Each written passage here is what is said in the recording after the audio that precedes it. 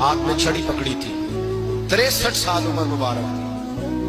کوفے کی جامع مسجد میں نماز پڑھانے آ رہے، ہر دروازے پہ دستک دیتے، اٹھو الصلاۃ خیر من النوم۔ رستے میں حضرت علی لوگوں کو جگاتے جگاتے آئے۔ جب مسجد کوفہ میں پہنچے تو ایک بدبخت خنجر چھپائے کھڑا تھا، اس نے حضرت علی رضی اللہ تعالیٰ عنہ کو خنجر مارا۔ وہ دوستانہ جو 10 سال کی عمر میں شروع ہوا تھا، جب شیر خدا کو خنجر لگا تو پتہ لفظ کیا تھے؟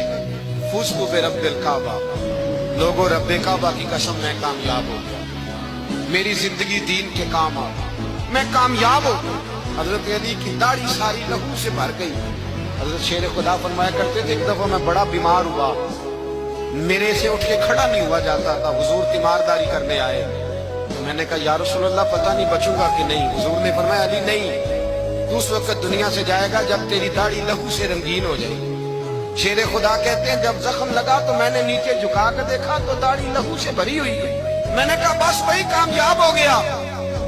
جامع مسجد کوفہ میں مولا علی نے سر سجدے میں رکھا، اور اسلام کی تاریخ کا وہ شخص جس شخص نے